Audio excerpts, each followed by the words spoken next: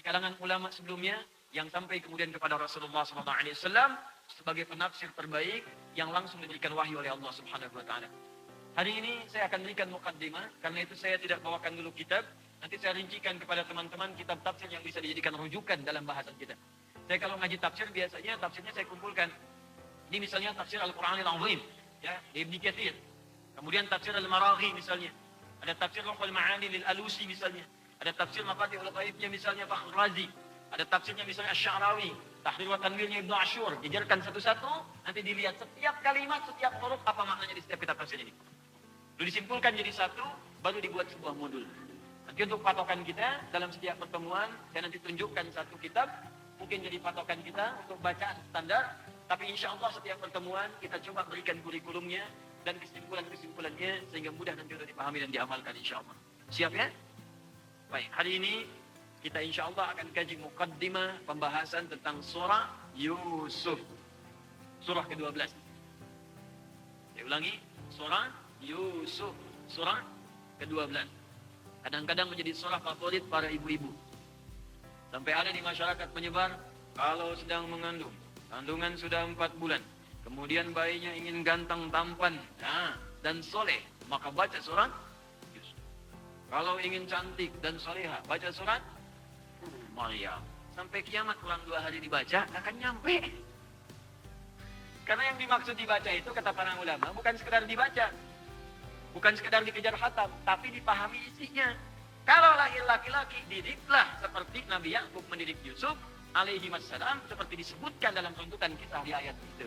Kalau lahir perempuan pengen seperti Maryam, baca suratnya, pahami isinya, lalu amalkan pendidikan Hannah dengan Imran dalam mendidik Maryam, amalkan oleh bapak ibu. Hannah itu bukan nabi, Imran bukan nabi, keluarga biasa, tapi bisa mendidik anaknya sampai dengan dekat dengan Allah Subhanahu wa taala. Keluarkan metodenya, didik anaknya. Itu yang dimaksud lahir perempuan seperti Maryam, lahir laki-laki seperti Yusuf alaihi salam. Kalau cuma dibaca nggak dipraktekkan, belum tentu bisa meraih apa yang didapatkan. Baik, surah Yusuf, surah ke-12 yang tersusun dalam urutan mushaf dalam Al-Quran. Dari 114 surah, dibuka dengan Al-Fatihah, diakhiri dengan An-Nas, posisi ke-12 terletak surah Yusuf. Bapak Ibu sekalian, surah ini disebut oleh para ulama di antara surah yang banyak pesan, hikmah, dan manfaatnya bagi kehidupan. Di semua surah dalam Al-Quran itu banyak pesannya, banyak manfaatnya, banyak keistimewaannya.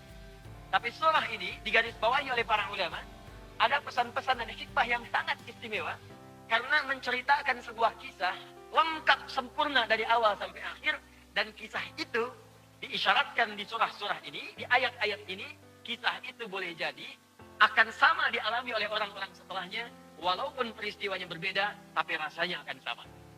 Bisa, mohon maaf, ada yang pernah punya saudara kemudian terlibat iri hati? Ada. Anda misalnya punya anak 3 orang, satu dengan yang lainnya bisa berselisih. Bagaimana cara mendamaikannya? Kalau dari kecil saja rebutan permen gak bisa didamaikan, nanti rebutan warisan bisa saling menyakiti.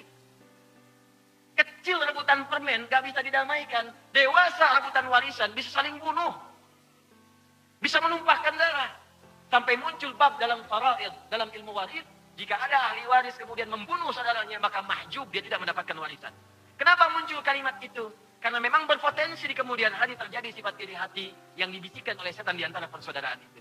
Maka surah Yusuf di antaranya memberikan gambaran kepada kita bagaimana memberikan nilai kasih dan sayang pada hubungan saudara dan saudari di keluarga supaya harmonis sampai di kemudian hari. Surah Yusuf juga, Bapak dan Ibu sekalian, menghadirkan ujian yang komplit dalam kehidupan dan cara menyikapinya.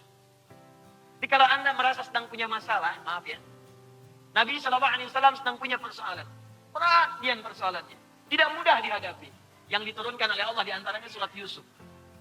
Saat sakit, turun kisah Nabi Ayub alaihissalam. Saat kemudian mohon maaf, dilecehkan oleh orang-orang sekitarnya, dizalimi, diturunkan kisah Nabi Yunus alaihissalam. Saat kemudian dimusuhi, macam-macam turun kisah Nabi Isa alaihissalam. Saat diusir, turun kisahnya Nabi Ibrahim alaihissalam. Tapi yang paling menarik, saat semuanya terakumulasi ujian-ujian itu, turunlah kisah Nabi Yusuf alaihissalam. Muhammad sallallahu alaihi wasallam, engkau dari kecil dirawat, Bapak tidak ada, tapi ada ibu yang menyayangi. Ada kakek yang menyayangi. Ada paman yang menyayangi. Di Yusuf dari kecil sudah diuji. Kecil sudah dimusuhi oleh saudara-saudaranya. Bayangkan, 12 bersaudara, 10 memusuhi. Beliau hanya dengan adiknya. Dan dalam kondisi itu, ibunya sudah meninggal dunia. Dan kan ibu itu kan tumpuan. Anda yang laki-laki, kebanyakan curhatkan pada ibu kalau sedang ada masalah. Walaupun ayah ada, tapi tetap ngobrolnya sama ibu. Ini Nabi Yusuf, dari sejak kecil, punya persoalan dengan 10 saudaranya. Mereka iri hati dengan beliau. Mereka merasakan Yusuf tantangan. Mau cerita ke siapa? Ibu sudah tidak ada. Dari kecil. Dimusuhi, dibuang ke dalam sumur. Anda bayangkan. Dijual. Dari kecil tuh, dijual pada orang yang tidak dikenal. Masuk ke sumur, dibawa oleh kafilah. Setelah itu dijual. Anda bayangkan. Setelah itu apa yang terjadi? Jadi budak, dipasarkan. Dari kecil. Kecilnya diiri hatikan, dilempar ke dalam sumur, dibawa oleh orang kemudian dipasarkan, dijual, dibawa jadi budak. Tumbuh remaja, digoda oleh perempuan, difitnah. Halo? Remaja. Setelah itu apa yang terjadi? Dimasukkan ke dalam penjara. Dihukum juga di situ beberapa tahun. Dan mengalami tindakan yang tidak menyenangkan juga. Setelah itu apa yang terjadi? Puncaknya Allahu Akbar. Allah ganti semua nilai kehidupannya. Yang tadinya terasa tidak menyenangkan itu. Dengan segala pengorbanan yang tidak biasa itu. Apa yang kemudian disikapi oleh beliau? Ini yang akan kita pelajari. Apa yang Nabi Yusuf lakukan saat kemudian mendapatkan fitnah, celaan, tantangan, bahkan dari saudara terdekat sendiri. Dari orang-orang terdekat sendiri, kita akan ambil hikmahnya. Bagaimana Yusuf menyikapi ketika difitnah melakukan misalnya selingkuhan dan zina. Bagaimana Nabi Yusuf menyikapi ketika beliau ada di jabatan, kemudian banyak orang yang iri hati dengan itu. Bagaimana Nabi Yusuf menyikapi ketika beliau mulai dipercaya dan mendapatkan kedudukan. Dan puncaknya, bagaimana Nabi Yusuf menyikapi ketika beliau telah bisa mengalahkan semua kesulitan dahulu, air mata sudah hilang, dan sedang berada di puncak. Saat sedang di puncak pun, apa yang dikerjakan oleh beliau.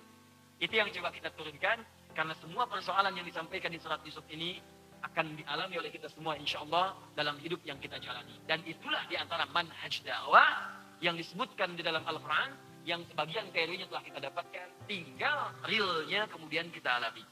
Maka kita masuk ke dalamnya, surah ke-12, surah Yusuf, kita bacakan bagian pengantar dari ayat yang pertamanya.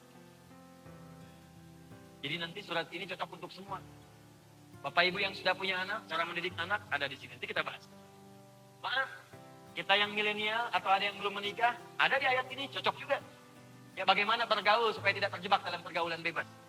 Anda yang sudah di posisi besar, ada sekretaris di kantor, hati-hati. Kebanyakan bosnya laki-laki, sekretarisnya perempuan. Lebih banyak melihat sekretaris dibandingkan dengan melihat istri di rumah, bagaimana menyikapinya. Hati-hati. Anda yang sedang punya kedudukan, bagaimana menyikapi godaan. Ada semuanya pokoknya, setiap tahapan-tahapan itu ada. Dan kita akan bahas satu-satu dengan izin Allah Subhanahu wa Ta'ala. Ayat yang pertama. Kita mulai mukaddimah pada bagian ayat yang pertama. Bismillahirrahmanirrahim. Alif Lam Ra.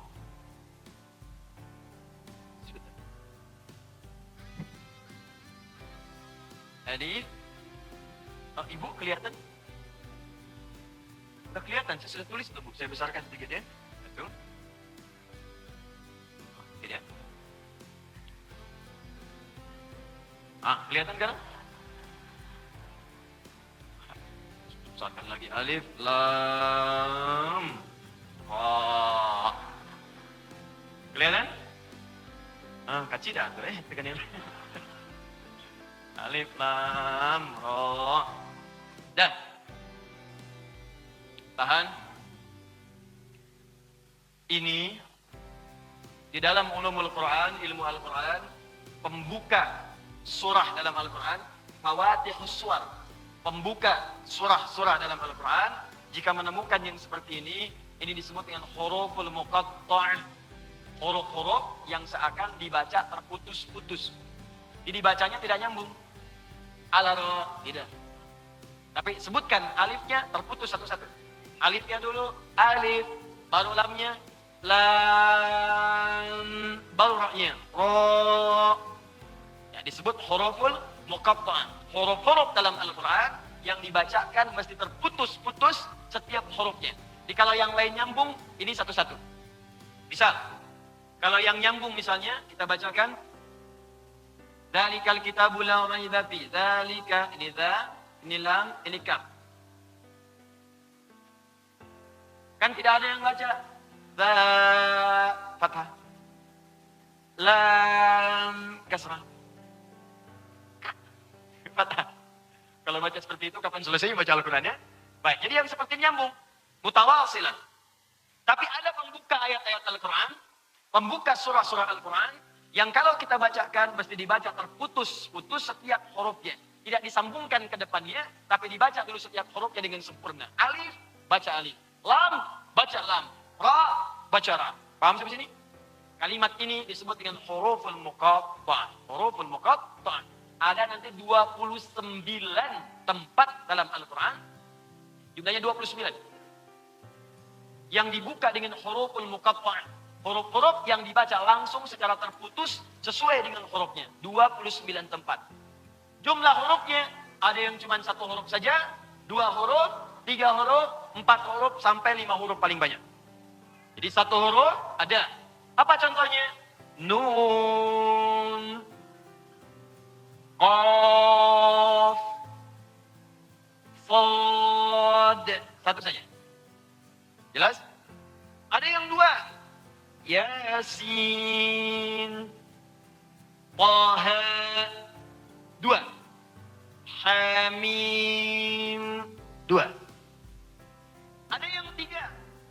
Alif, Lam, Mim. 3. Disebutkan 6 tempat dalam Al-Quran. Dan surah pertama Al-Baqarah, surah kedua Al-Baqarah, surah ketiga kemudian ada Ali Imran. Surah ketiga Ali Imran. Kemudian diteruskan Al-Ankabut 29, Ar-Rum 30, Luqman 31, As-Sajdah 32. Ada juga 3 huruf yang sekarang kita baca sekarang. Alif, Lam, Ra. Alif, Lam, dan Ra. 3 huruf. Disebutkan di 5 tempat dalam Al-Quran. Sebutkan berapa tempat? 5 tempat dalam Al-Quran. 3 berurutan, 2 juga berurutan. 3 ini surah ke-10, Yunus. Surah ke-11, Hud. Surah ke-12, Yusuf. Surah kemudian Ibrahim. Surah ke-15, surah Al-Hijr. 5 ini diawali dengan kalimat Alif, Lam, kemudian Ra. Ada yang 4 huruf. Alif, Lam, Mim, Shad. Quran surah ke-7, Al-A'raf. 4 huruf. Ada yang 5 huruf. Quran surah 19. Kaf, Ha, Ya, Ain, Shad. 5 huruf. Nah, gitu cara bacanya. Dan Hamim, Ain, Sin, Qaf. Ya. Jadi 1 huruf, 2 huruf, 3 huruf, 4 huruf. Paling banyak berapa? 5 huruf. Nah, sekarang pertanyaannya, apa makna dari huruf-huruf ini? Kenapa dibaca beda dengan yang lainnya? Awas, karena nanti gini, ada yang tulisannya sama, tapi cara bacanya beda. Sama tulisannya, cuma cara bacanya beda. Karena itu baca Al-Quran gak bisa sendiri. Dia harus talaqi, ada guru. Gak bisa Anda lihat mushaf langsung bisa baca, belum tentu. Apalagi dulu, saat tidak ada harakat.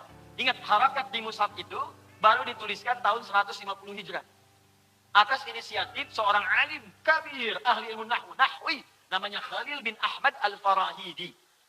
Sebelumnya diinisiasikan oleh Abul Aswad Ad-Du'ali atas isyarat dari sahabat Ali bin Abi Thalib radhiyallahu taala anhu. Yang petunjuknya didapatkan dari Nabi sallallahu alaihi wasallam sebelumnya. Ketika turun wahyu kata Nabi, yang bisa tulis sebagian tuliskan. Ada yang tulis kemudian di bebatuan, di tulang belulang yang sudah suci, di pohon pelepah-pelepah kurma, tuliskan. Ada Muawiyah bin Abi Sufyan, ada Ubay bin Ka'ab misalnya, ada Zaid bin Thabit, ada Ali bin Abi Thalib, dan ada banyak-banyak yang lainnya lagi. Tapi baru diberikan harakat setelahnya 150 Hijrah. Sehingga kalau dulu dituliskan begini, Pak, Bu, Alif, kemudian Lam, kemudian Mim. Baca Alif, Lam, Mim. Tuh kan? Bukan Alam. Alam nashrah laka sadrak. Alam tara kaifa fa'ala rabbuka bi ashabil fil. Bagaimana membedakan alam dengan alif lam mim? Sekarang mudah kelihatan harakatnya. Dulu bagaimana? Talaqi dengan gurunya. Jelas ya? Nah, kalau ada yang seperti ini, alam, ini bukan huruful muqatta'. Tapi kalau kemudian dibaca per huruf jadi awal surah, maka ini yang disebut dengan huruful muqatta'. Apa maksud huruf muqatta' ini? Satu, ada pendapat di kalangan ulama,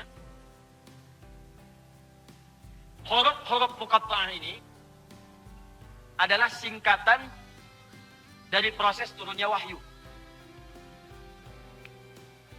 Huruf-huruf muqatta'ah ini adalah singkatan dari proses turunnya wahyu sesuai dengan jenis hurufnya. Ini pendapat pertama. Misal, seperti alif lam mim atau alif lam ra. Itu ada yang mengatakan alifnya kembali kepada lafaz Allah. Allah. Lamnya kepada Jibril. Lam. Mimnya Muhammad sallallahu alaihi wasallam. Atau kalau dia ra kepada Rasul. Di alifnya dari Allah, lamnya dari malaikat Jibril, ra-nya kemudian kepada Rasul. Ini pandangan kelompok yang pertama. Ada yang mengartikan ini Allah. Lamnya ke malaikat Jibril. Ra-nya kepada Rasul. Dari mana taunya Rasul? Lihat di mim yang sebelumnya, Muhammad sallallahu alaihi wasallam. Ini pendapat yang pertama. Diseakan-akan ingin mengatakan semua ayat-ayat Al-Quran ini, semua firman yang sampai ke Muhammad SAW ini, bukanlah kreasi Nabi Muhammad, tapi semua ayatnya bersumber dari Allah Subhanahu Wa Taala. Ini firman Allah yang disampaikan melalui malaikat Jibril, diteruskanlah kepada Rasulullah Muhammad SAW. Ini pendapat kalangan ulama tafsir yang pertama. Jika Bapak Ibu ngaji tafsir, di kitab-kitab manapun yang sifat kitabnya komplit, ini pasti pendapat pertama ini disebutkan. Silakan ngaji misalnya kitab-kitab tafsir ya, yang komplit disebutkan. Ibnu Katsir kah, Al-Qurtubi kah, Ruhul Ma'ani kah, Mafatihul Ghaib kah, pendapat pertama ini akan disebutkan. Walaupun pendapat yang ini disampaikan oleh para ulama yang lain termasuk pendapat yang lemah sifatnya. Ya. Dimasuk golongan kata sebagian ulama ini pendapat sifatnya kira-kira nyata. Ya. Jadi dilihat-lihat nih. Dan orang bertanya lagi, oh kalau alif lam mim alif lam ra begitu, apa artinya alif lam mim shad? Alifnya Allah, lamnya malaikat, mimnya Muhammad, shadnya siapa? Kalau alif lam mim kemudian demikian, alif lam mim shad apa? Lalu alif kemudian lam ra, diartikan seperti itu. Lalu yang kedua kaf ha ain shad, kaf ha ya ain shad artinya apa? Nun artinya apa? Yasin artinya apa? Nah, jawaban itu tidak sampai komplit seperti yang sebelum-sebelumnya. Karena itu, para ulama kemudian jumhur memberikan pandangan, dan pandangan ini yang paling tepat untuk kita dapatkan. Jika Anda temukan dalam Al-Quran, surah-surah dibuka dengan huruf-huruf muqatta'ah. Terdapat nanti 29 tempat dalam Al-Quran. Ini menunjukkan berita sekaligus tantangan dari Allah Subhanahu Wa Taala kepada orang-orang Arab di masa jahiliyah yang mereka itu pakar sastra, ahli bahasa, yang bisa menyusun kata-kata dan puisi-puisi yang sangat indah seketika bahkan tanpa berpikir. Semua puisi-puisi ini, syair-syair ini, itu Pak Ibu kalau belajar bahasa Arab, wah akan merasakan keindahannya. Seakan kalau dalam pandangan manusia, kalau dalam karya manusia, itu karya sempurna lah. Dalam pandangan manusia ya, itu sempurna lah. Jadi ada yang bisa buat ujungnya semua, panjang. Bukan cuma 1-2 bait, kadang-kadang 100 bait. Bapak Ibu pernah dengar qasidah? Qasidah. Tala'al badru alaina tangtung ya. Nah, sebagian orang tuh menilainya begitu. Qasidah itu asalnya bukan rebana, bukan. Qasidah itu adalah puisi yang berisi paling minimal 7 bait. 7.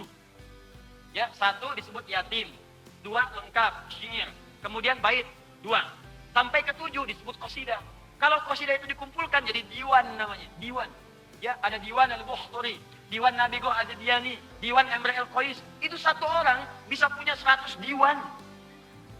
Kalau 100 dikali 7, 700 Pak. Sekali bikin tuh. Dan kehebatan orang Arab masa itu, mereka punya kemampuan dengan bahasa sastranya teman-teman sekalian. Itu bisa membuat puisi, bikin syair, bikin lirik, hanya seketika melihat apa yang dilihat seketika jadi. Lihat antum pakai baju hijau, bikin puisi.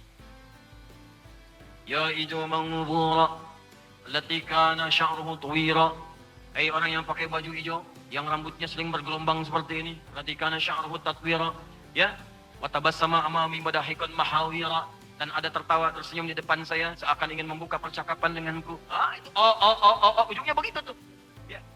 Al-Asma'i saja, yang masa-masa ke belakang, Allahu Akbar. Itu lihat burung bulbul, burung kecil, cuman lompat-lompat di atas dahan. Ada bunganya, di bawahnya ada sungainya, itu seketika bikin puisi. Dan itu susah ditiru. Sautus safiril bulbuli, hayyaja qalbi thamili, al-ma'u wa zahru ma'a zahri lahdul muqali, fa anta ya sayyidali wa sayyidi wa maulani. Semua.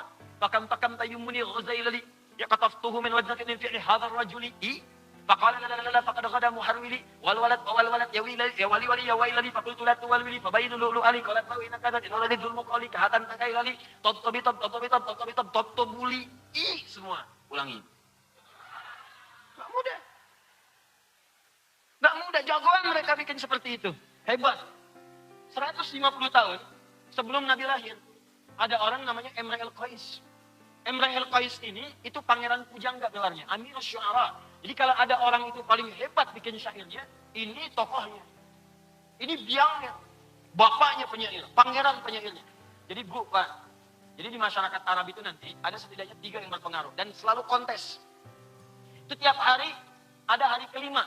Ya. Hari pertama Ahad. Hari kedua Senin, Isnin. Hari ketiga Sulasa, diserap ke bahasa Indonesia Selasa. Hari keempat Arbi'a, Rabu. Hari kelima Kamis di kita. Diserap.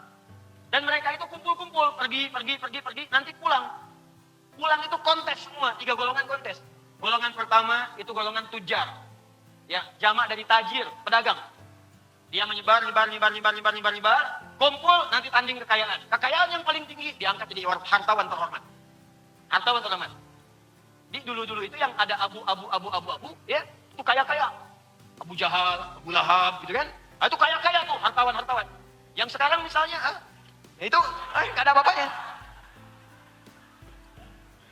Naik tuh, jadi ketinggalan ya. Kemudian ada lagi yang kedua, dukun, kahin, sahir, tukang sihir, dukun. Itu pun kontes. Bayangkan 5 hari merenung, cari jimat-jimat, bikin. Jadi nanti kumpul tuh di hari yang ke-6. Siapa yang paling dahsyat jimatnya? Itu yang kemudian jadi acuan. Bahkan kalau orang mau kerja, lapor dulu ke dukun itu. Nanti ada yang lemparkan semacam dadu. Ada yang terbangkan burung. Burung terbang. Ya, burung terbang. Burung kemudian balik lagi. Aman Pak, silahkan. Transaksi, silahkan. Niaga, silahkan berkelana. Silahkan. Lewati lembah, ya. Lewati gunung, silahkan. Terus balik lagi. Selamat. Tapi kalau burungnya pergi, nggak balik lagi. Jangan Pak, ini hari sial. Jangankan Bapak, burung aja nggak balik lagi. Namanya tatayur.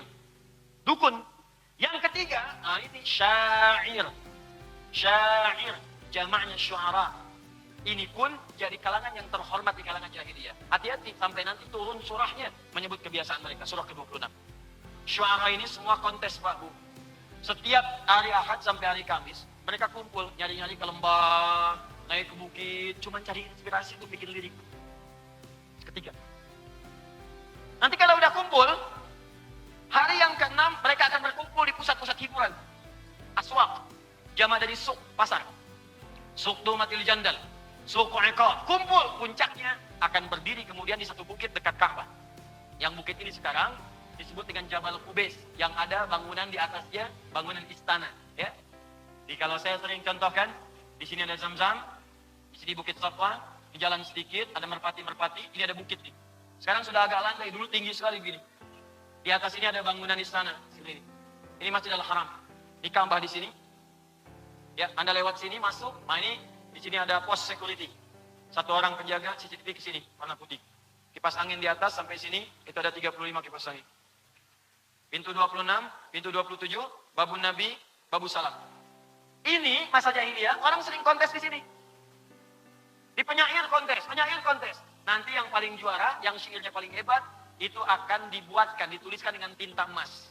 Di sebuah kain itu kemudian akan ditempelkan di Ka'bah. Disebut dengan mu'allaqat namanya, yang ditempelkan di Ka'bah. Nanti datang masa Islam, kain itu digantilah dengan kain kiswah. Dituliskan, diganti dengan ayat Al-Quran.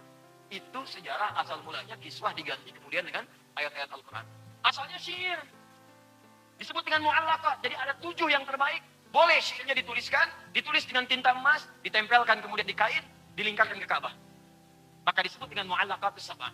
Di situ ada kemudian, misal Imre el-Qais. Rumusnya tawil.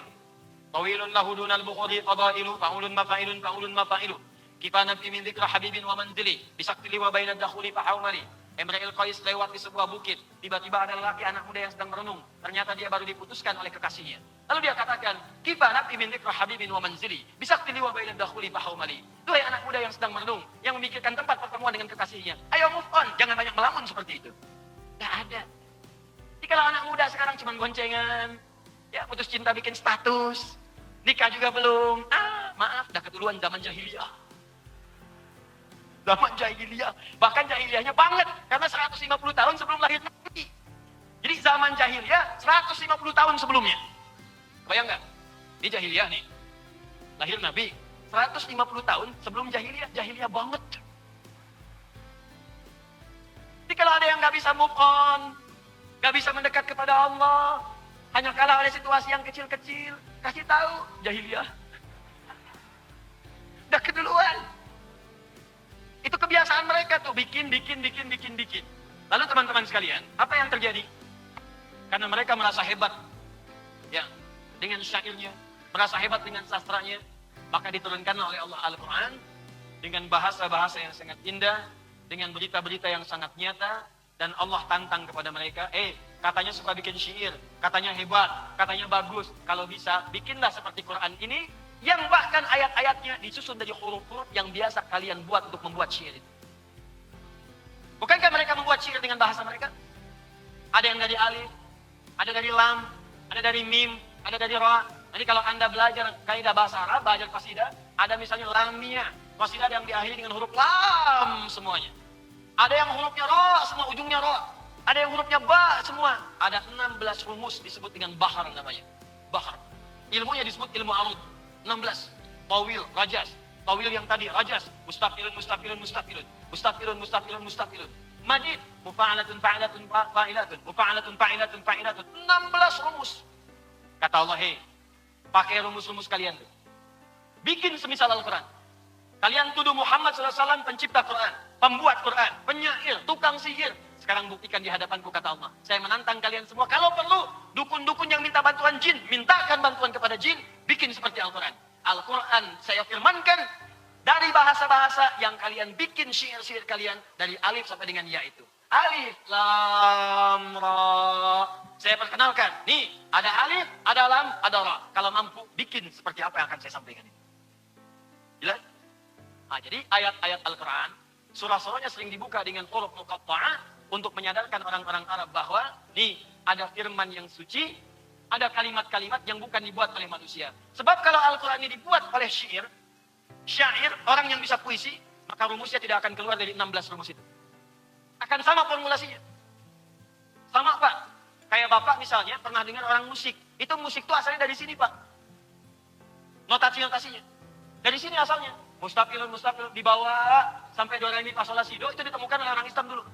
Dal, ra, mim, fa, sol, lam, ya, sod, dal, do, re, mi, fa, sol, la, si, do. Itu asalnya orang Muslim Persia dulu. Dibawa ke Eropa, jadi notasi. C, D, F, G, A, B, C, D, A, B, C, D, F, G, D, F, G, A, B, C, D, A, B, C, D, F, G, A, F, G, A, B, C, D, E, B, C, D, E, F, G, A, B, B, C, B, C, D, A, C, D, C, kunci A, kunci D, kunci E, kunci F, judi, peng. Dari situ. Udah ada patokannya. Saya senang baca, saya senang belajar. Kalau itu saya nggak bisa. Suruh main piano nggak bisa saya. Karena itu memang bukan bidang saya dan saya nggak terlalu suka. Kalau saya sudah senang Al-Quran, yang itu saya nggak suka. Gitar saya nggak tahu. Nggak tahu, saya nggak ngerti. Cuman kalau notasi apa, saya baca, saya hafalin. Saya tahu asalnya dari mana, kapan dibawanya, siapa yang rumuskannya. Sama saja dari rumus-rumus awal. Cuman Allah tantang, katanya hebat bikin semisal Quran. Kan sama, alif ada alif, lam ada lam. Nggak akan bisa. Allah turunkan misal contoh surat Ad-Duha. Semua sama. Wad-duha, wal-laili idza saja, ma wadda'aka rabbuka wa ma qala, walal akhiratu khairul laka minal. Begitu pakai hurufnya ra, mufaham, jadi wala sawfa yu'tika rabbuka fatarda. Di semua sama. Kalaupun dibaca dengan orang yang nggak bisa bisanya Di Arab itu ada orang nggak bisa bisanya terus. Jadi kalau Anda bilang dia kaifa haluk, kaifa halik. Madrasah, anta inti. Ani. Tuh. Mungkin Betawi dari situ belajarnya. Ya. Ada sekarang di Syam, Palestina, Syria, itu banyak imalah ke sana. Sebagian Afrika, itu sudah zaman jahiliyah sudah ada. Itu sudah lidah mereka begitu. Karena penyebaran topografi, pengaruh lingkungan itu bisa beda. Jangan jauh-jauh ke Arab lah. Di Indonesia misalnya kita bilang sepeda, dia bilang sepeda. Kamu mau kemana kawan? Cicahum? Cicahum? Sama bentuknya. Makanya ada orang baca wadduha bisa dibaca dengan dan semua ujungnya akan sama. Mau dibaca pakai pakai sama ujungnya. Wadduha, wadduha, wal-laili idza saja, wal-laili idza saja. Ma wadda'aka rabbuka wa ma qala. Walal-akhiratu khairul laka minal ula. Ketawa. Sama artinya. Kenapa? Karena kita nggak biasa baca. Bacanya A. Saya pernah bacakan pada orang Afrika yang biasa baca pakai E. Dia pakai E, saya baca pakai A. Wadduha. Sama kayak itu. Betul. Ya, jadi sama aja kan kita juga kedengaran kalau kita bilang sepeda, teman kita bilang sepeda. Senyum kita kan, padahal benarnya sama kan? Dan dahsyatnya Al-Quran, dia tidak mengikuti formula yang tadi disebutkan. Gak ada CDF, gak ada C, gak ada towil, gak ada rojas, gak ada madi. Makanya bingungnya orang. Semua gak ada yang bisa. Dan kalaupun ada yang coba menyusunnya, gak akan mampu. Dulu Musailamah Al-Kadzdzab pengen coba ikutan. Maaf ya. Turun surah Al-Fil. Alam tara kaifa ta'ala rabbuka bi ashabil fil. Dia bikin surat dengan nama yang sama Al-Fil. Al-Fil. Gajah. Khurtumuhu tawil. Sama. Il. Tapi gak ada maknanya. Al-Fil. Gajah. Khurtumuhu tawil. Belalainya panjang. Cuma nyipati gajah aja gak ada maknanya. Al-Quran beda. Alif Lam Ra. Kata Allah, perhatikan. Saya turunkan Al-Quran ini. Dibuka dengan huruf-huruf muqatta'ah. Saya tantang kepada siapapun kata Allah yang merasa meragukan isi Al-Quran. Ada yang mengatakan Al-Quran karya Muhammad SAW. Ada yang mengatakan Al-Quran itu produk manusia. Ada yang mengatakan Al-Quran itu produk budaya. Dikala sekarang masih ada yang berkata begitu, warisan dari orientalis, katakan pada mereka, ente telat. Katakan pada orang-orang liberal, yang selalu kemudian membuka tulisan mereka, ya, kemudian membuka retorika mereka dengan mengatakan Quran itu produk budaya. Budaya di masa Nabi yang bisa disesuaikan kekinian. Sampaikan ente telat, keduluan Abu Jahal. Keduluan Abu Lahab. Keduluan yang dulu-dulu. Dan mereka ditantang untuk membuat seperti itu. Kalau produk budaya, berarti manusia itu bisa membuat. Ini, teman-teman sekalian, maaf ya. Maaf, kursi nih. Ini budaya nih, produk. Kalau manusia bisa bikin, manusia lain bisa bikin. Ini meja nih, produk budaya. Manusia bikin, yang lain bisa bikin. Bahkan variasinya bisa banyak. Ini dari triplek, ada yang dari kayu, ada yang dari besi, ada yang dari bahkan dari perak, dari macam-macam. Tembaga. Bikin meja. Gelas, ada yang bening, ada yang dihiasi kuningan, ada yang dihiasi tembaga, dihiasi macam-macam. Budaya. Tuh.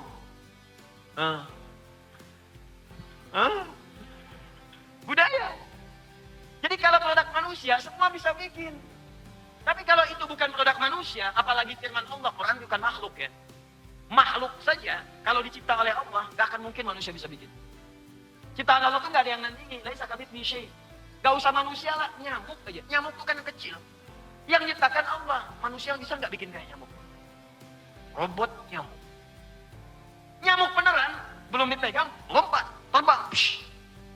Robot ciptaan manusia, robot nyamuk. Pada mau dipukul, gak bisa terbang. Gerak juga tidak.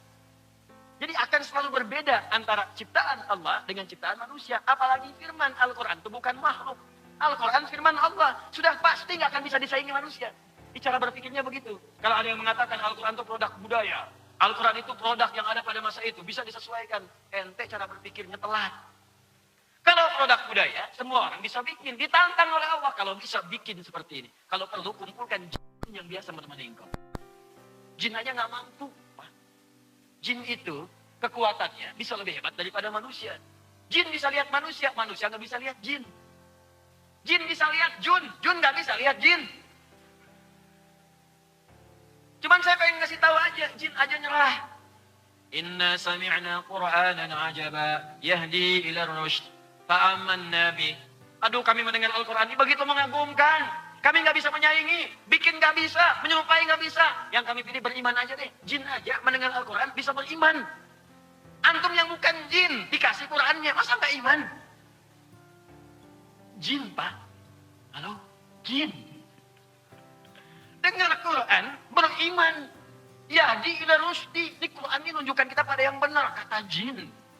Yuk kita iman, aman Nabi. Kita iman nih semua sama Quran. Jin, bayangkan.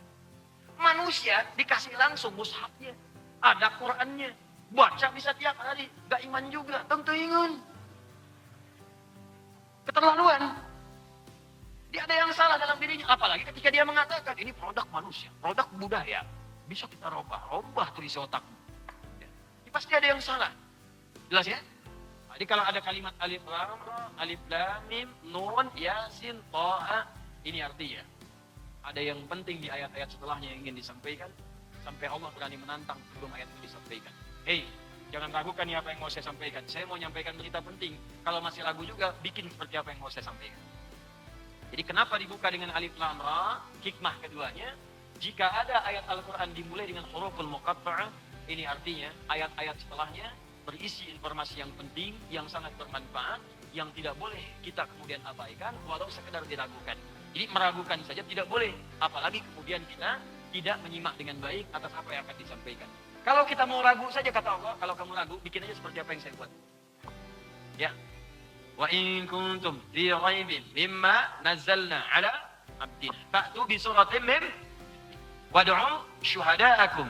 Terus min dunillahi in kuntum shadiqin. Kalau ragu, bikin semisal itu. Makanya kalimat pertama huruf muqatta'ah dalam Al-Qur'an itu kemudian disandingkan dengan kalimat mesti yakin, jangan ragu.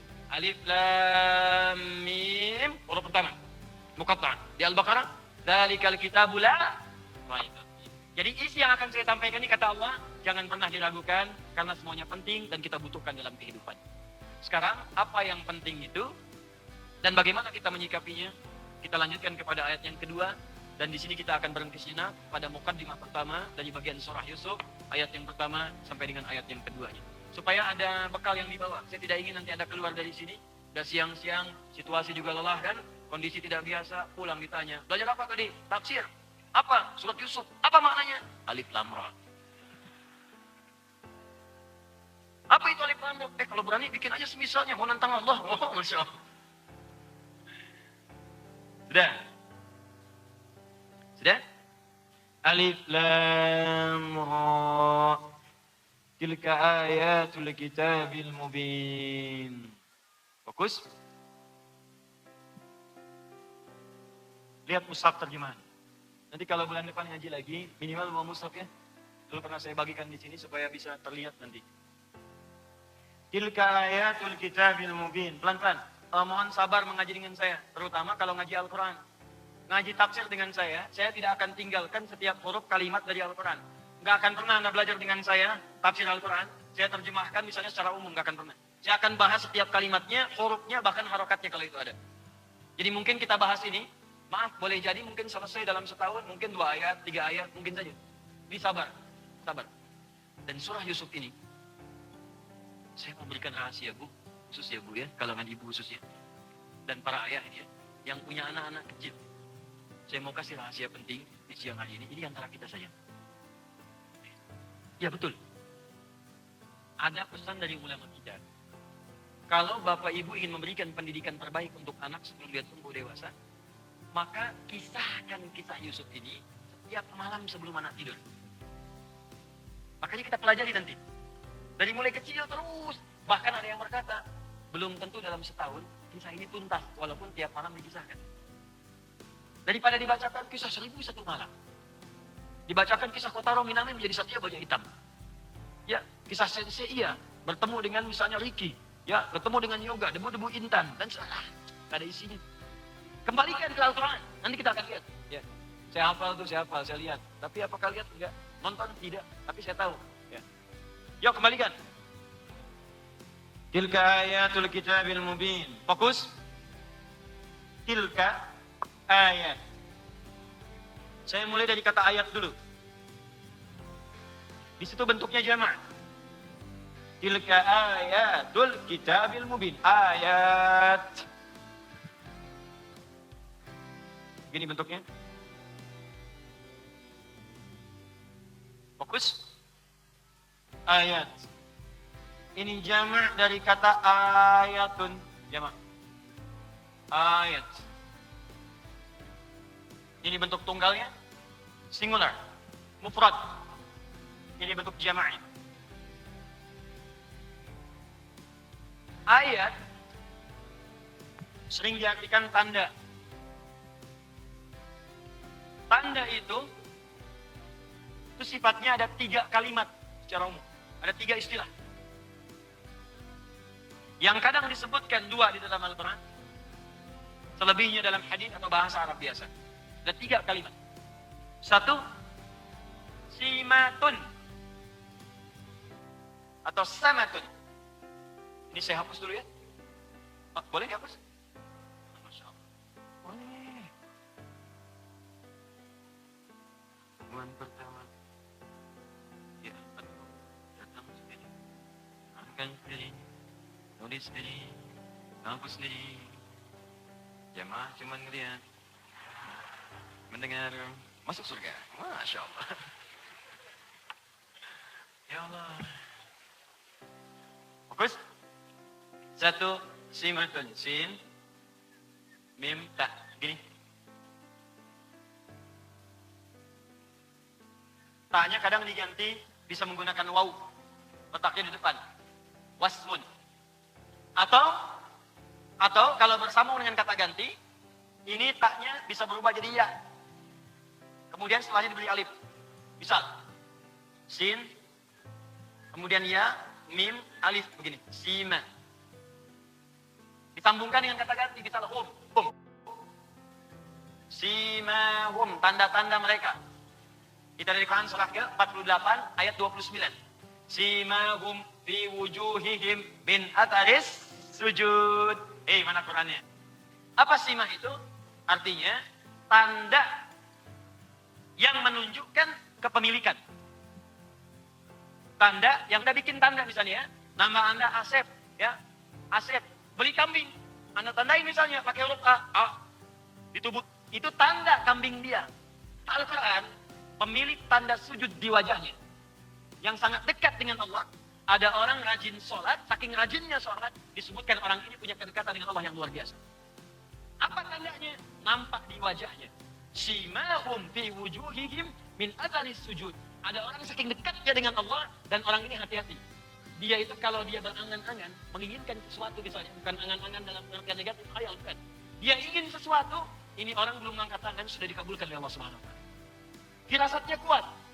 Anda nggak bisa berdusta di belakangnya, karena dekatnya dengan Allah, firasatnya kuat. Siapa orang ini? Dia akan kelihatan tandanya di wajahnya. Tanda yang dimaksud di sini, jumhur ulama mengatakan, bukan tanda hitam di dahi. Bukan. Gak setiap orang punya tanda hitam ini menunjukkan dia punya keistimewaan di sisi Allah, bukan. Tapi orang memang ada yang rajin sholat, punya tanda hitam di wajah. Tapi yang ini spesial. Yang ini spesial, dia punya tanda kedekatan di aura. Ada aura kebaikan, ada kemuliaan di wajahnya. Dan punya kedekatan luar biasa. Kalimatnya bukan jabah, tapi wujuh. Jamak dari kata wajhun. Wajhun punya 2 arti. Pertama, wajah dari mulai tampak depan ini, semuanya. Yang kedua, dari ujung kepala sampai ujung kaki. Bukankah Anda kalau sholat, wajjahtu wajhiya lilladzi fatara as-samawati wal ardh. Anda katakan, ya Allah, saya hadapkan wajahku sepenuhnya pada penguasa langit dan bumi. Kalau wajah diartikan ini saja, berarti ngadap sholatnya begini, itu kiblatnya begini. Wajahnya ya. Ya, jadi yang dimaksudkan dari ujung kepala sampai ujung kaki. Ada yang kedua, wajah itu yang dimaksudkan cuma tampak muka saja. Contohnya apa? Ayat wudu. Quran surah ke-5 ayat ke-6. Fagsilu wujuhakum.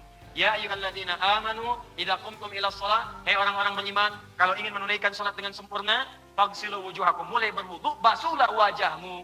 Bukankah yang dibasuh wajah bagian depan? Semua kan? Oh, nggak bisa, wajah dari atas sampai ke bawah, guyur semua. Tidak. Bagian depan saja sesuai contoh Nabi. Nah, maka orang ini, orang yang dekat dengan Allah, punya tanda dia, wajahnya begitu mulia, ditatapnya enak. Jadi kalau melihat orang ini adem gitu. Tenang. Ada harapan kemuliaan.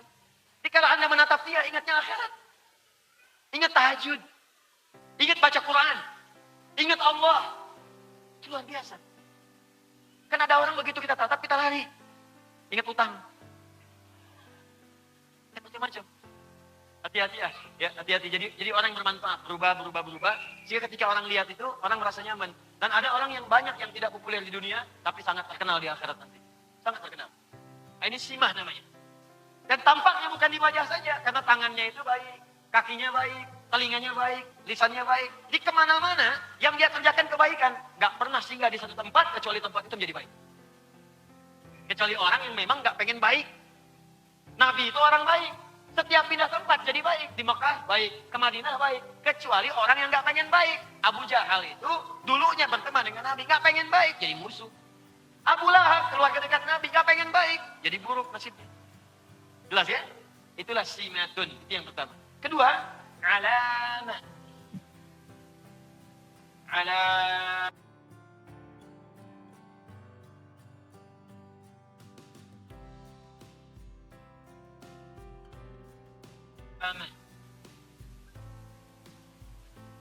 Ini sudah diserap ke dalam bahasa Indonesia menjadi alamat. Sudah jadi bahasa Indonesia. Alamat. Baik. Kalau ada kata alamat, pelan-pelan. Itu berarti tanda yang mendekatkan pada suatu tempat atau tujuan. Awas ya, nanti ini kelihatannya sederhana nih, baru cuma satu kalimat, tapi nanti Anda akan temukan dan dalam maknanya. Simatun, simahum, wasmun adalah tanda yang menunjukkan kepemilikan.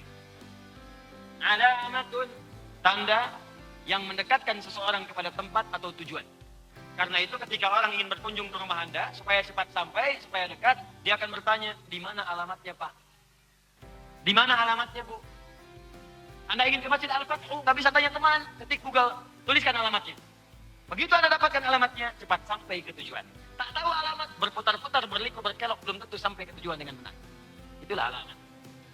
Tapi Allah tidak mengatakan, tilka simatun, tilka alamatun. Awas. Tapi yang Allah firmankan, tilka ayatul kitab. Ayatun.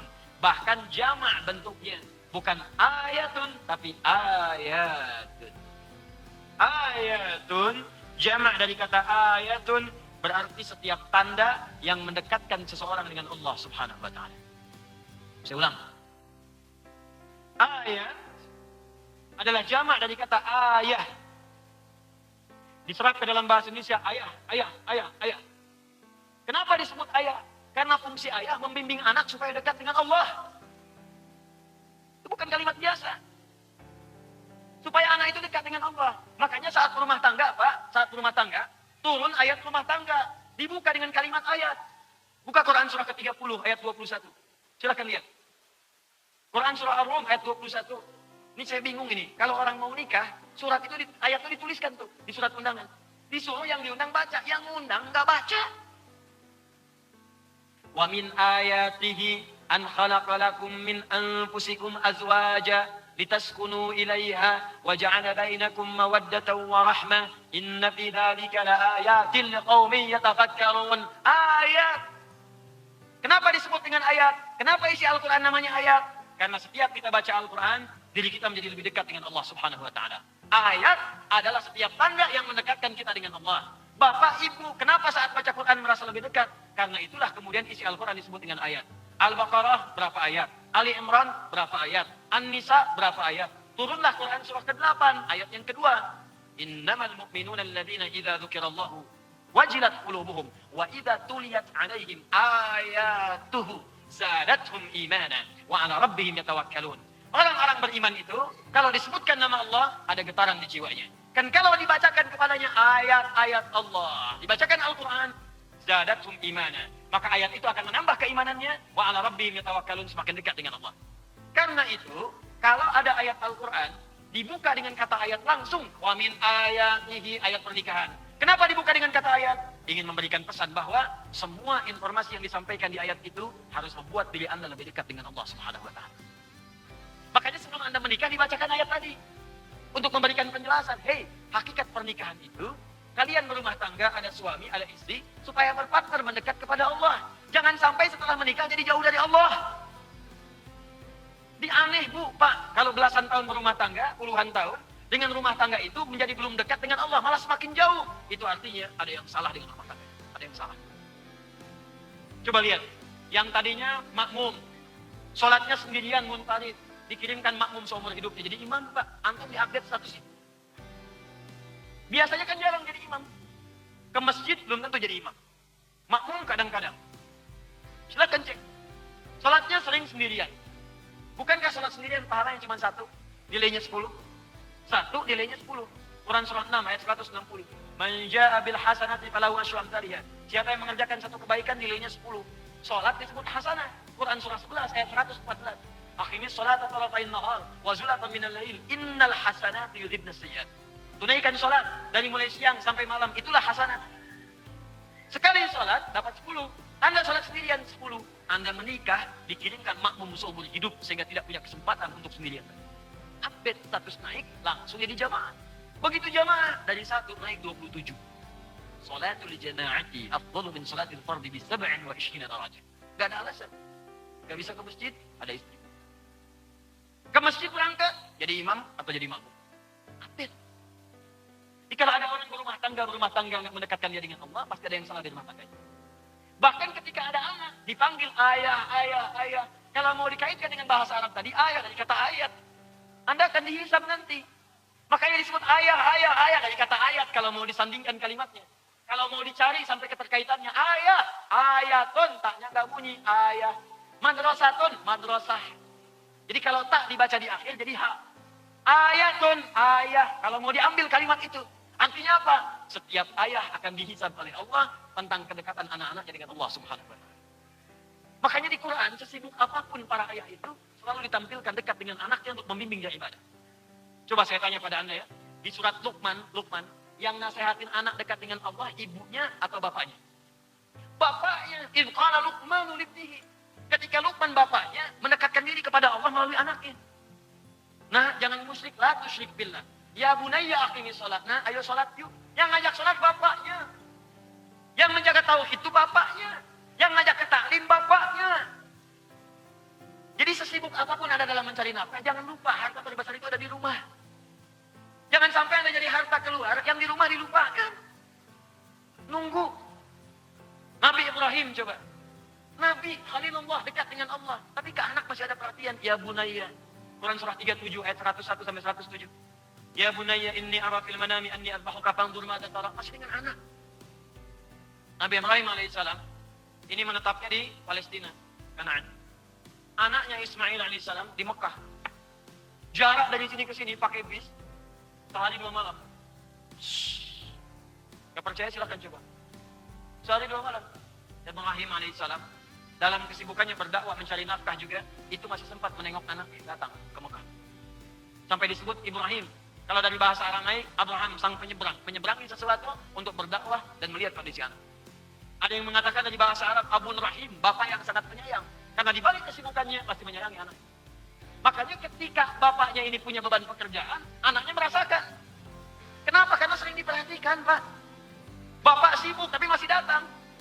Ngajak bermain, bawa hadiah, bercanda, macam-macam. Ketika bapak punya beban, anak mikir. Bapaknya yang sedang bekerja, bawa batu, tinggikan Ka'bah. Batu, tinggikan Ka'bah. Anak lewat. Anak baru 4-5 tahun bawa batu, pengen ikutan. Bahasa kita, Pak, boleh nggak saya bantu? Batunya dibawa. Dibikin di sisi yang lain. Ayo nak, bikin nggak apa-apa. Batu bahasa Arabnya hajar. Kalau disusun-susun jadi hijar. Kalau berbentuk satu bentuk disebut dengan hujrah. Sampai sekarang, bagian Ka'bah ada yang disebut dengan hijar Ismail. Diabadikan kisahnya surah kedua ayat 127. Bapak mimpi tadi malam, nak. Bapak mimpi nyembelih kamu. Apa jawab anaknya? Pak, Bapak Nabi, Bapak Rasul, itu mimpi pasti benar. Sekarang kerjain, Pak. Jangan ditunda, insya Allah saya sabar. Sekarang kerjain. Kenapa ada kalimat itu dari anak? Karena Bapak memberikan 100% jiwa raganya untuk anak. Sekarang pulang ke rumah, cek. Demi Allah saya katakan. Kasih tahu aja. Nah, yang ya Pak, tadi di Masjid Al-Fathu, tiba-tiba ada seakan perintah kepada Bapak untuk nyembelih kamu.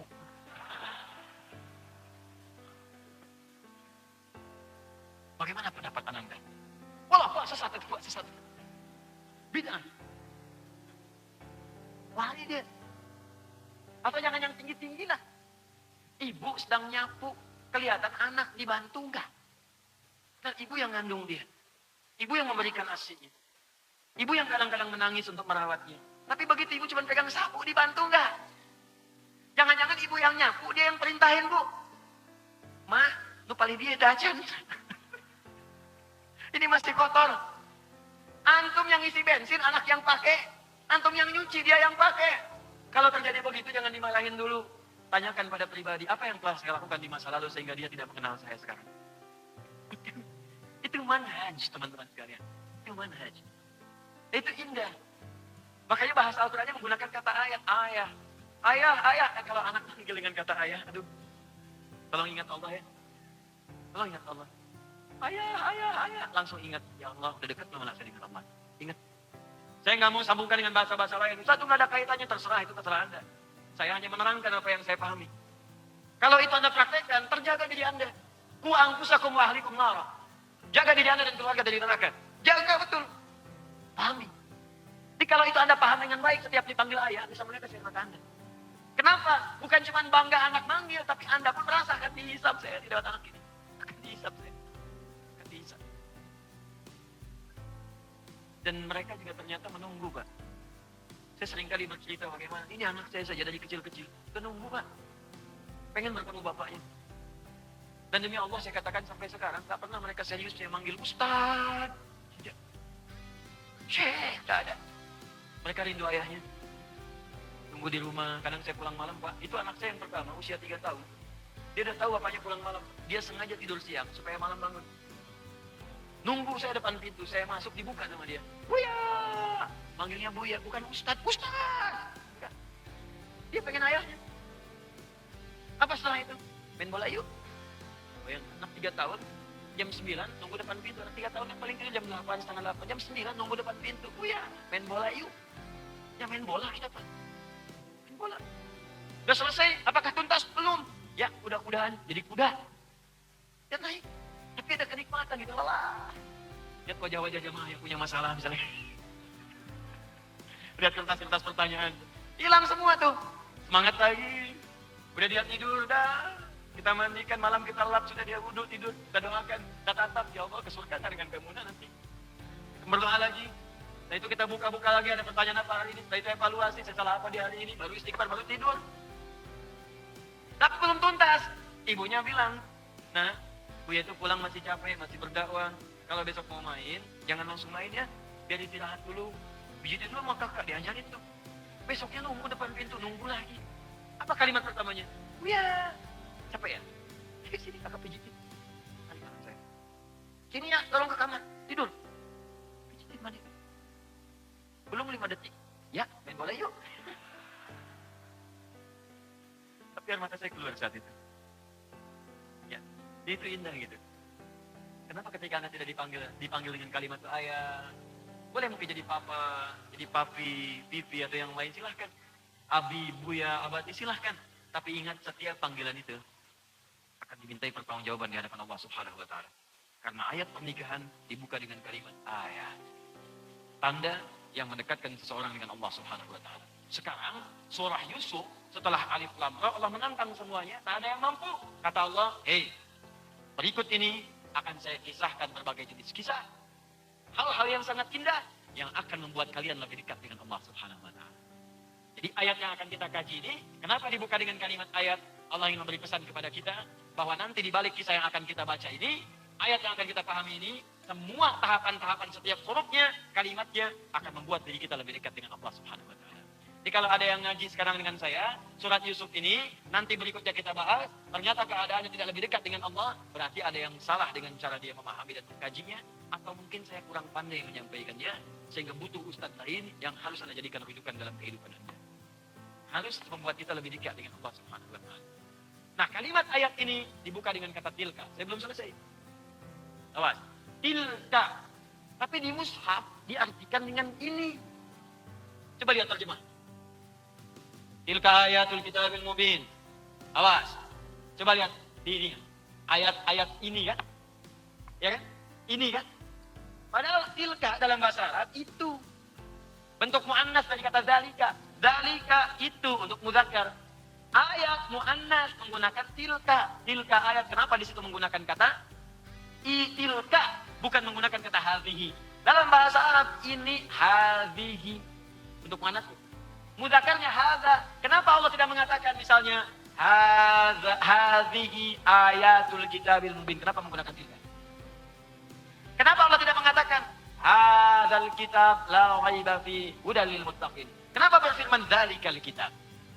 Nah, ini pakainya ilmu balaghah untuk bisa menafsirkan. Jadi di bahasa Arab itu ada 4 ilmu. 1 nahwu, 2 sharaf. Sharaf ada nanti 12 cabang ilmu lagi. Setelah itu balaghah. Balaghah ada 3 cabang ilmu lagi. Ma'ani, bayan, kemudian badi'. Setelah itu arud. Arud punya 16 cabang ilmu lagi. Disebut dengan bahar.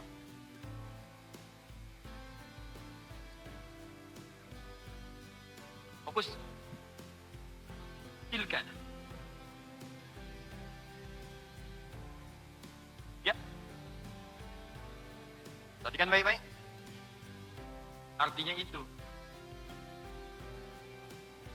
Hadhihi artinya ini. Disampaikan dengan tilka tapi diterjemahkan dengan ini. Harusnya itu.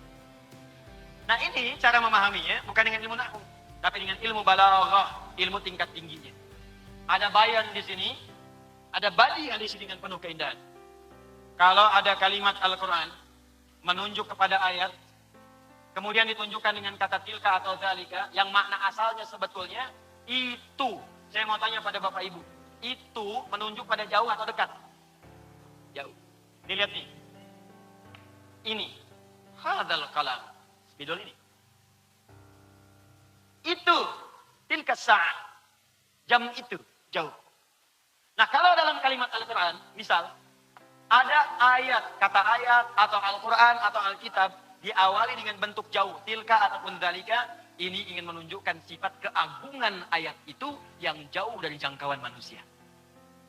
Sifat keagungan keistimewaan ayat itu yang jauh, yang tidak bisa kemudian diikuti dan disaingi oleh manusia. Seakan-akan Allah ingin sampaikan, hei, saya tantang kalian semua kalau kalian bisa membuat seperti Al-Quran. Jangan ragukan isi Al-Quran, karena Al-Quran itu berasal dari zat yang sangat jauh dari jangkauan kalian. Dari Allah Subhanahu Wa Ta'ala. Isinya jauh dari apa yang bisa kalian buat. Hikmahnya jauh dari apa yang bisa kalian bayangkan. Kalau nggak percaya, silakan buat semisal ini. Tapi jangan lupa, saya akan tunjukkan kepada kalian makna-makna yang jauh dari yang kalian bayangkan. Ketika kalian pelajari, maka kalian akan jadi lebih dekat denganku, dengan Allah Subhanahu Wa Ta'ala. Di cara menafsirkannya, tilka ayatul kitabil mubin, bahwa saya akan kisahkan kata Allah, inilah Al-Quran. Inilah firman Allah, firman yang nyata, yang tidak ada keraguan, yang terkumpul tanpa celah, yang di dalamnya ada berbagai informasi yang membuat Anda dekat dengan Allah Subhanahu Wa Ta'ala. Dia bukan karya Muhammad, dia bukan buatan Muhammad SAW. Dia berasal dari zat yang sangat jauh dari apa yang kita bayangkan. Dia berasal dari zat yang sangat jauh dari apa yang kita pikirkan. Dan dia jauh tidak sama dengan apa yang kalian sekarang kemudian hadirkan. Paham di sini? Jadi secara singkat, kalau ada kalimat dzalika atau tilka, itu menunjukkan makna keagungan dan kemuliaan pada apa yang akan disampaikan. Agung dan mulia. Yang sulit ditandingi.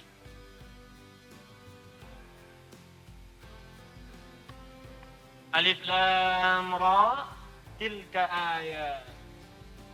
Setelah itu, Al-Kitab.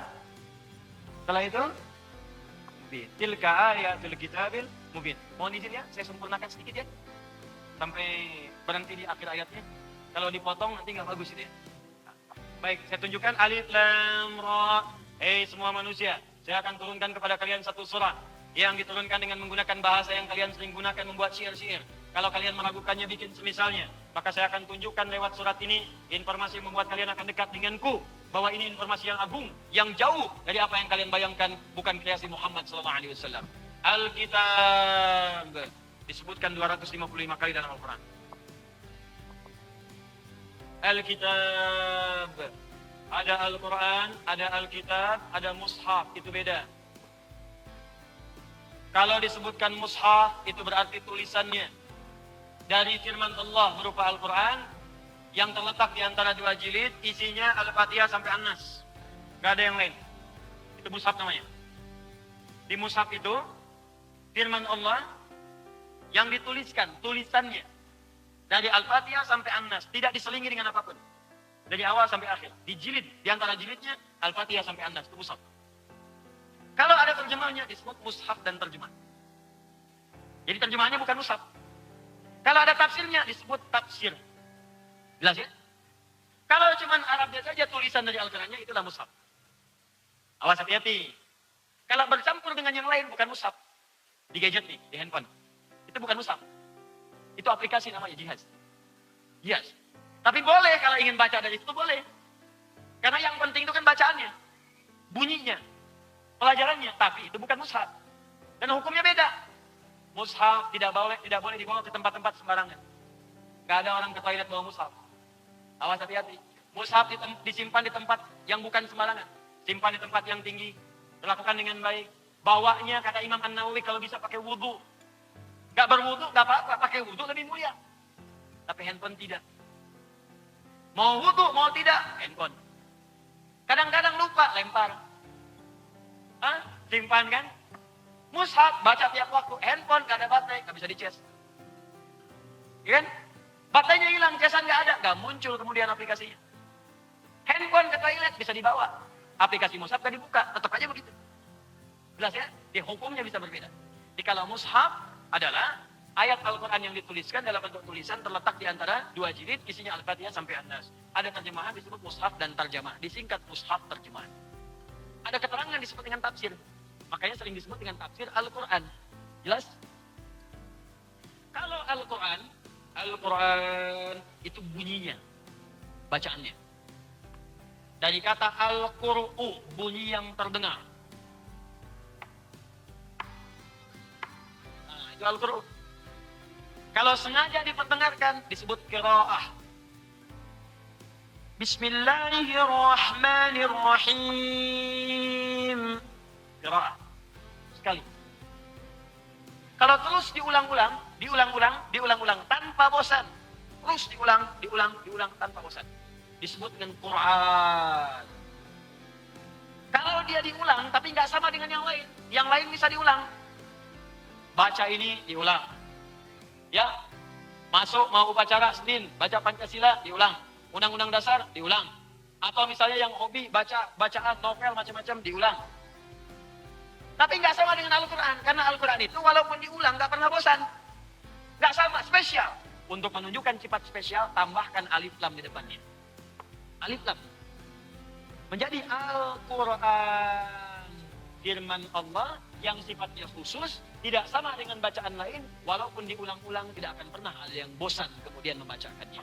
Saya mau tanya pada Anda, baca Al-Fatihah itu dalam sehari berapa kali? 11 atau 12? Ibu, yang 11 angkat tangan. Yang 12? 13? 14? 15? 16? 18? Pasti paling minimal 17 kali, Bu, Pak. Pasti itu. Al-Fatihah itu dalam sehari paling minimal 17 kali. Rumusnya 24-4-3-4. 24-4-3-4. Itu pasti 17 kali. Jadi kalau baca 16, berarti kurang sholat subuhnya cuma 1 rakaat. Kalau 18, terlampau soleh. Pasti 17. Kecuali ditambah dengan sholat sunnah. Nawafil. 24-4-3-4. 2 subuh, 4 duhur, 4 asar, 3 maghrib, 4 isya. 17 kali sehari. Pernah enggak ada yang merasa bosan baca itu? Enggak ada. Pernah enggak ada yang merasa pusing baca Al-Fatihah? Never. Tidak ada.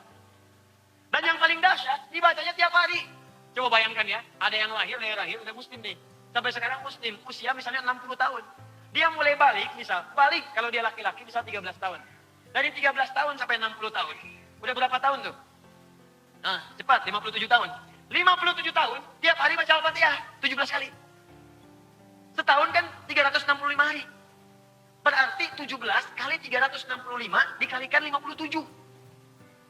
Pertanyaan saya, pernah nggak sakit kepala? Pernah nggak pusing? Pernah nggak berobat ke klinik? Pernah nggak ke rumah sakit? Ada yang terkena stroke karena kebanyakan baca Al-Fatihah. Nggak ada. Tuh. Nggak ada. Ini kalau bukan firman Allah, mustahil Bapak dan Ibu. Mustahil. Coba baca karya manusia. Silahkan taruh misalnya majalah sehebat apapun, novel sebagus apapun, baca 17 kali sehari. Besoknya dirawat di rumah sakit. Silahkan kalau percaya. Baca 17 kali sehari. Jadi karya manusia itu begitu. Kalau bukan firman Allah ini mustahil begini. Coba tunjukkan pada saya dengan cara apa lagi membuktikan Islam itu benar. Jadi kalau ada yang keluar dari Islam keterlaluan. Mau nyari apa lagi? Orang mencari-cari. Silakan bandingkan dengan apapun karya manusia. Atau kitab yang dianggap misalnya sebagai kitab suci. Bandingkan, baca 17 kali sehari. Silakan baca. Kalau nggak percaya, silakan lakukan. Demi Allah saya katakan. Baca, pasti akan ada perbedaan. 17 kali sehari itu cuma Al-Quran yang dibaca seperti itu. Kalau bukan firman Allah, mustahil. Itulah Al-Quran. Dan saya sering katakan, maaf sekali lagi. Kalau Al-Quran itu firman Allah. Musuh yang terbesar itu setan. Makanya ketika semua orang mendekat kepada Allah, setannya bergerak. Cuman Al-Quran yang ketika kita baca, setannya ikut mengganggu. Cuman Al-Quran. Kalau nggak percaya silakan. Memang nggak bosan, cuman cepat ngantuk. Ayo kalau nggak percaya. Anda baca Al-Quran, lihat berita. Neymar nih mau ke Barcelona. Harganya 1,5 triliun. Dibarter dengan Coutinho. Lihat, cek lagi. Lampard manajer Chelsea, kemarin kalah ke 1-0. Walaupun sebelumnya menang 4-0. Baca lagi. Terus bisa bertahan 1 jam. Baca bola aja begitu. Federer kemarin kalah sama Djokovic. Ya, 6-5 skornya. Bagian terakhir sampai tiebreak 4 kali. Hafal saya. Walaupun dia sudah mengalahkan Nadal sebelumnya. Hafal. Nonton enggak bacanya. Bertahan 1 jam. Tapi Al-Quran tidak. Baru 10 menit. Wudu lagi. Fokus. Dibaca lewat sholat. Ngantuk juga. Silakan cek. Subuh berapa banyak walaupun cuma 2 rakaat. Tetap ngantuk. Dan dahsyatnya dalam sholat itu setannya langsung menggoda. Gak percaya silakan di Abu Daud itu kan disebutkan. Nomor hadis 857. Ya, begitu Anda bertakbir. Fa'idha kabbara bima makna ketika seorang sholat mulai bertakbir. Maka setan mulai berkata, udkur kada. Ingat ini, ingat itu. Maka Anda akan mulai mengingat apapun yang tidak ingin Anda ingat. Nanti asar loh. Buktikan. Asar. Oh, Anda sudah siap begini. Bismillahirrahmanirrahim. Fokus tuh. Allahu Akbar. Kunci mobil di mana? Hari ini WA belum dibalas. Besok arisan belum udah. Macam-macam. Sampai yang saya sampaikan sekarang, ada lagi. Nanti pas asar ada tuh di kepala Anda nanti ada. Pas asar. Ingat ya, kata Ustaz Adi. Nanti begitu kamu takbir, akan ada setan menggoda, membisikkan, membuat apa yang tidak ingat menjadi ingat. Itu setan. Pada waktu itu. Sampai selesai. Makanya bahkan ada orang yang sholat, tidak sadar berapa rakaat sedang menunaikan sholatnya. Kalau bukan Al-Quran, setannya nggak akan menggoda. Silakan cek. Apa ada orang main musik digoda setan? Nggak ada. Lenggeleng, biarin aja setannya digoda. Cuma ditiup doang, bagus, terusin. Tapi baca Quran tidak. Ngantuk, jatuh. Itu tandanya Qurannya benar. Itu tandanya firman Allah. Kalau bukan firman, mustahil begitu. Mustahil. Nah, itulah Al-Quran. Kalau Anda ingin lihat Qurannya secara sempurna, bacaannya sempurna, tersusun rapi, tidak ada celahnya. Setiap ada salah harakat ketahuan. Setiap ada huruf yang dibuang ketahuan. Setiap dipalsukan ketahuan. Maka sesuatu yang sempurna, tersusun rapi, terbebas dari celah, nggak ada aibnya, itu disebut dengan kitab namanya. Kitabun. Karena itu, kenapa buku bahasa Arab disebut dengan kitab? Karena buku itu adalah tulisan yang sempurna dari awal sampai akhirnya. Kalaupun ada yang salah harus dikoreksi. Dan Al-Quran kenapa disebut dengan kitab? Tidak ada celah di dalamnya dan sempurna. Setiap ada yang mencoba merubahnya akan langsung diluruskan oleh Allah Subhanahu wa taala, bahkan turun jaminannya di Quran surah 15 ayat ke-9. Inna nahnu nazzalna dzikra wa inna lahu lahafizun. Kami turunkan Al-Quran sebagai zikir untuk mengingatku, kata Allah, dan kami yang jamin untuk menjaga Al-Quran sampai dengan kalian kembali kepada Allah Subhanahu wa taala tetap terjamin sempurna. Mubin, nyata, kelihatan, dibuktikan oleh Allah. Kalau nggak percaya, mubin, nyata. Silahkan Anda cek Al-Quran. Setiap Anda baca, ada kekeliruan, dibuktikan langsung oleh Allah. Salah. Ada yang memalsukan, ketahuan. Salah. Ada yang bikin tandingan, ketahuan. Salah. Mubin, nyata kebenarannya. Jadi Allah ingin menyampaikan ketika dirangkai kalimatnya, tilka ayatul kitabil mubin. Allah ingin menyampaikan, saya akan kisahkan kepada kalian berbagai informasi di surah ini yang akan membuat kalian lebih dekat dengan saya. Ini sumbernya dari saya, jauh dari apa yang kalian bayangkan. Bukan rekayasa Muhammad, bukan buatan Muhammad SAW. Kisahnya, informasinya tersusun dengan rapi, sempurna dan nyata. Kalau kalian tidak percaya, kalian nanti bisa baca setelahnya, kalian dapatkan apa yang aku janjikan sekarang, apa yang aku sampaikan sekarang akan nyata, nampak di kisah ini tersusun dengan sempurna dari awal sampai akhirnya. Itulah alif lam ra, tilka ayatul kitabil mubin. Lalu kita bertanya, penasaran kita, apa sih kisahnya? Seperti apa sih informasinya? Benar nggak bisa membuat kita dekat dengan Allah? Betul nggak bisa merubah kita semua? Apakah kita yang dimaksudkan? Seperti apa informasinya? Itu yang kita bahas di pertemuan berikutnya nanti. Insya Allah. Baru bicara nahnu naqussu 'alaika ahsanal qasas dengan seterusnya ayat sampai akhir ayatnya.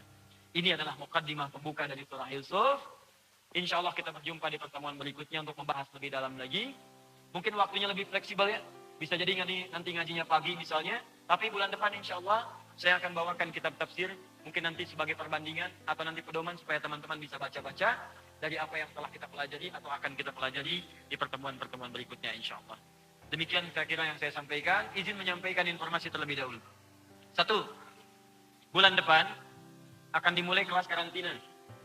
Untuk metode at-taisir, hafal 30 juz dalam 30 hari insya Allah. Ikhwan ataupun akhwat. Bagi yang Anda ingin tergabung, ini nggak ada batas usia. Ya, usia besar, kecil, tua, muda, laki-laki, perempuan, insya Allah ada tempatnya. Dipisahkan perempuan rumah khusus, laki-laki rumah khusus berbeda. 30 hari tempatnya, sementara ini di Bekasi, nanti insya Allah menyusul ada di Lampung, menyusul juga ada di Sulawesi, juga insya Allah ada di Bandung. Nanti teman-teman, Anda kalau sudah terdaftar, tinggal ditunggu kapan bagiannya, di situ nanti akan masuk, langsung juga akan saya bimbing, juga dengan tim-tim yang lainnya. 1. Yang kedua, pekan depan, akan ada utusan dari Sudan datang, 2 orang. 2 orang ini, insya Allah akan membawa berkas mahasiswa yang dulu telah saya seleksi se-Indonesia ada 25 orang untuk kuliah ke Sudan. Saya sampaikan dari sekarang siap-siap sepekan atau 2 pekan setelah Idul Adha yang sudah dinyatakan lulus, insya Allah akan kami kirim insya Allah ke Sudan untuk berangkat. Dan mereka akan membawa kuota baru 15 orang, tapi khusus untuk penghafal Quran 30 juz. Akan diberikan beasiswa di Jamiatul Quran, Universitas Al-Quran yang terletak di Sudan. Ya. Itu nanti insya Allah pekan depan akan datang, nanti saya akan sampaikan informasinya. Terakhir, yang ketiga, pekan depan pula saya akan membuka seleksi penerimaan khusus program PKU, ya, Pendidikan Kadar Ulama. Itu saya didik langsung, ini angkatan ketiga. Itu langsung saya didik, saya tempatkan di tempat tinggal kami nanti di Bekasi. Kami yang biayai selama tinggal, akomodasinya selama setahun akan saya didik. Nanti setelah itu akan disampaikan untuk kuliah di luar, untuk mempertajam ilmunya. Pekan depan saya akan buka penerimaannya, syarat ketentuannya ada. Nanti silakan kalau Anda misalnya masuk ke bagiannya, mungkin nanti akan dibuka. Barangkali nanti ada kelas akhwat dengan pembimbing tertentu. Mungkin nanti kita akan lihat. Ya, kalau memang ada kemudahan-kemudahannya. Dan ini Alhamdulillah, sebagiannya sudah kerjasama. Secara lisan sudah bicara. Dengan Al-Azhar sudah. Dengan Sudan sudah. Dengan beberapa kampus yang lain sudah. Dan insya Allah mudah-mudahan akan dibimbing langsung juga oleh masyayikh-masyayikh yang lain. Yang hadir bersama kita. Mudah-mudahan menghasilkan kualitas ulama yang bisa pulang mengajar kembali daerahnya masing-masing insya Allah. Saya kira itu, semoga Allah menerima ikhtiar kita dan semoga diwafatkan husnul khatimah sampai dengan kembali kepada Allah Subhanahu wa taala. Allahumma rabbana taqabbal minna innaka antas samiul alim wa tub 'alaina innaka antat tawwabur rahim. Allahumma 'allimna ma yanfa'una, 'allimna ma jahilna wa waffaqna fima ta'allamna lin'amala biha ya arhamar rahimin. اللهم اجعلنا من أهل القرآن واجعل القرآن لنا يا الله صحيبا لنا في الدنيا وشفيعا لنا في الآخرة يا رب العالمين. اللهم زين أخلاقنا بزينة القرآن وزين حياتنا بحياة القرآن واجعلنا يا الله واجعلنا يا الله واجعلنا يا الله من عبادك الصالحين مع الذين أنعمت عليهم من النبيين والصديقين والشهداء والصالحين وحسن أولئك رفيقا. اللهم ربنا آتنا في الدنيا حسنة وفي الآخرة حسنة وقنا عذاب النار. بفضلك سبحان ربك رب العزة عما يصفون وسلام على المرسلين وآخر دعوانا أن الحمد لله رب العالمين. سبحانك اللهم وبحمدك أشهد أن لا إله إلا أنت أستغفرك ونتوب إليك ثم السلام عليكم ورحمة الله وبركاته.